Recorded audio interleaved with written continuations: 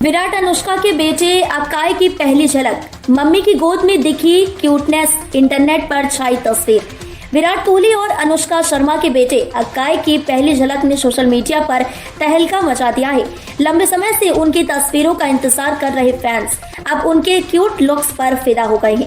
2024 में फरवरी के महीने में विराट और अनुष्का ने अपने बेटे अक्काई के जन्म की खुशखबरी सोशल मीडिया पर साझा की थी।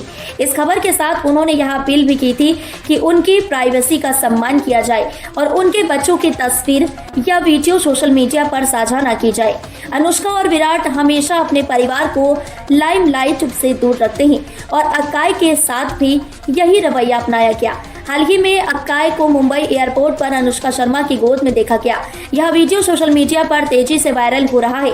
फैंस का कहना है कि अक्काई का चेहरा बेहद प्यारा और मासूम लग रहा है। राकेश शर्मा का जन्मदिन, अंतरिक्ष में कदम रखने वाले पहले भारतीय की अद्भुत यात्रा। 13 जनवरी का दिन भारतीय इतिहास में बेहद खास है।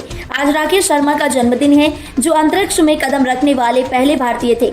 उनकी ऐतिहासिक यात्रा ने देश को गौरवान्वित किया और भारतीय अंतरिक्ष इतिहास में नई ऊंचाइयों को छुआ।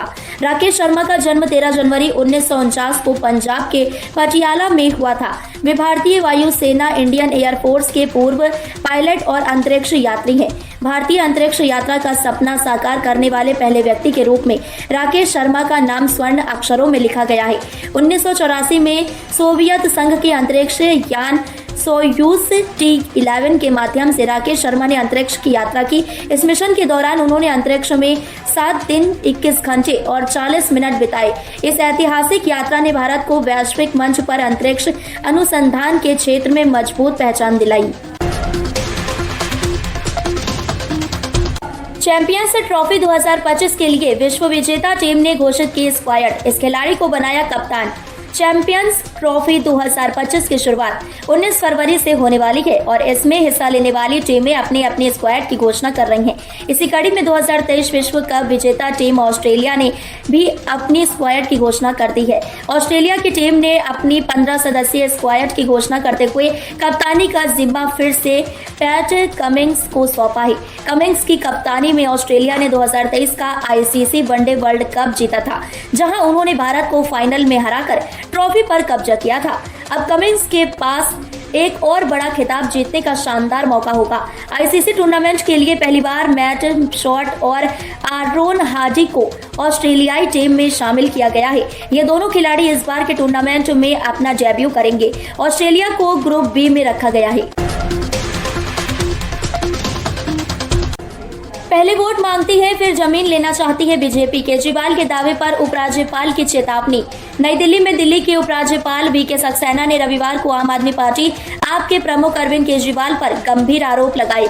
उन्होंने शकरपुर बस्ती को लेकर केजरीवाल द्वारा दिए गए बयानों को झूठा और भ्रामक बताया। उपराज्यपाल ने केजरीवाल को ऐसे बयानों से बचने की सलाह दी और कहा कि यदि ऐसा नहीं हुआ तो दिल्ली विकास प्राधिकरण DDA द्वारा कार्यवाही की जाएगी। शनिवार को अरविंद केजरीवाल ने उत्तर पश्चिम दिल्ली के शकरपुर बस्ती का दौरा किया। इस दौरान उन्होंने भारतीय जनता पार्टी बीजेपी पर गंभीर आरोप लगाते हुए कहा, बीजेपी पहले आपका वोट मांगती है और फिर चुनाव के बाद आपकी जमीन लेना चाहती है। वे झुग्गियों को गिराने की योजना बना रहे हैं। केजरीवाल ने दावा किया कि बीजेपी झुग्गी वासियों के कल्याण की बजाय उनकी जमीन हड़पने की कोशिश कर रही है। प्रधानमंत्री मोदी करेंगे जामोद सुरंग का उद्घाटन, आम जनता और सेना को मिलेगा बड़ा लाभ। जम्मू कश्मीर के गांदरबल में प्रधानमंत्री नरेंद्र मोदी सोमवार को जामोद सुरंग का उद्घाटन करेंगे। यह सुरंग न केवल आम लोगों को बल्कि देश की सेना के लिए भी बेहद महत्वपूर्ण साबित होगी।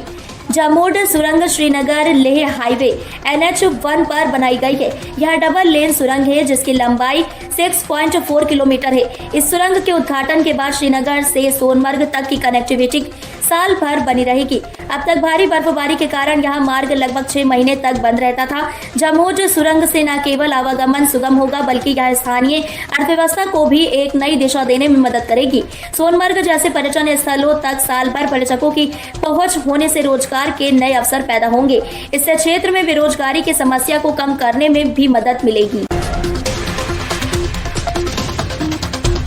प्रधानमंत्री नरेंद्र मोदी ने आज developed India young leaders dialogue में एक महत्वपूर्ण बयान दिया, जिसमें उन्होंने भारत की भविष्यवाणी की कि देश जल्द ही गरीबी से मुक्त होगा। उन्होंने कहा वो दिन दूर नहीं जब भारत गरीबी से मुक्त होगा और हम एक समृद्ध और सशक्त राष्ट्र के रूप में दुनिया में अपनी पहचान बनाएंगे। पीएम मोदी ने ये बयान उस समय दिया जब वो युवा नेताओं के एक समूह से बातचीत कर रहे थे। इस डायलॉग में पीएम ने भारत की प्रगति, युवा शक्ति और विकास के मार्ग पर देश की दिशा पर गहन चर्चा की। उन्होंने ये भी कहा कि आने वाले दशकों में भारत की युवा शक्ति और मजबूत नीतियों से देश का विकास नई ऊंचाइयों तक पहुंचेगा। बिग बॉस 18वें के 14वें हफ्ते में एक और बड़ा ट्विस्ट आया जब चाहत पांडे को शो से बाहर कर दिया गया। ये एलिमिनेशन ऐसे समय पर हुआ जब फिनाले की घड़ी करीब आ चुकी थी और चाहत ट्रॉफी की दौड़ में शामिल थी।